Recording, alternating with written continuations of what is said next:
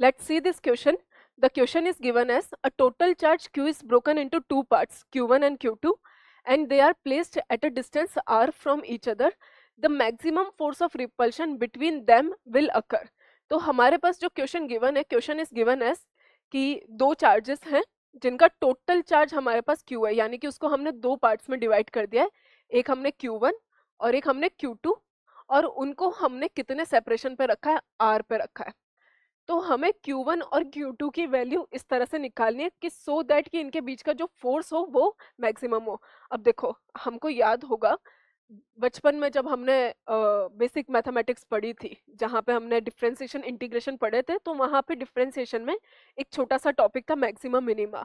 तो किसी भी क्वांटिटी की मैक्सिमम या मिनिमम वैल्यू निकालने के लिए हम लोग डिफरेंशिएट करके जीरो के बराबर करते थे। बस यहाँ पर भी हमको वही करना है। दो चार्जेस हैं, हमें चार्जेस का मैग्नीट्यूड नहीं पता है, हमें ये पता है कि Q1 प्लस Q2 किसके बराबर है, कैपिटल Q के बराबर है, हमें गिवन है। अब हमने उनको चार्जेस को इस तरह से डिस्ट्रीब्यूट किया है, तोड़ा है दो पार्ट्स में, सो दैट कि उनके बीच का फोर्स मैक्सिमम आए। तो हम क्या करेंगे, फोर्स निकालेंगे in terms of charge Q1 and Q2, और उसके बाद उसको डिफरेंशिएट करके जीरो के बराबर कर देंगे, और उसी से हमें मैक्सिमम या मिनिमम वैल्यू मिल जाएगी। तो बस वही बात करते हैं। तो यही चीज हमने लिखी है, टू फाइंड मैक्सिमा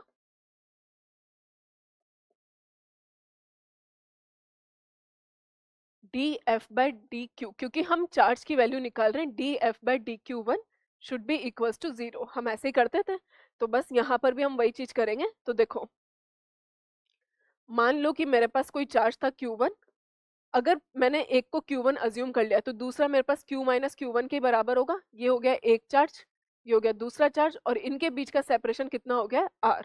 तो हमारे पास इनके बीच का फोर्स कितना आ रहा है, K Q1 Q minus Q1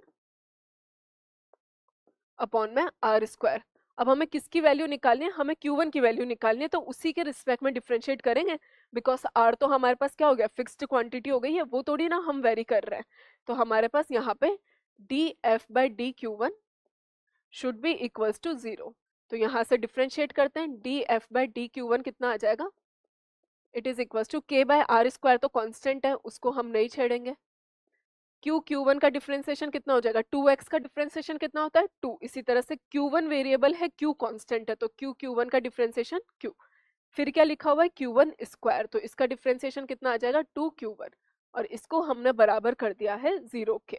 तो हमारे पास यहाँ से D F by D Q1 zero के बराबर था, तो हमने ऐसा बोला, ये वाली क्वांटिटी उधर जाके जीरो हो जाएगी, दैट मीन्स Q माइनस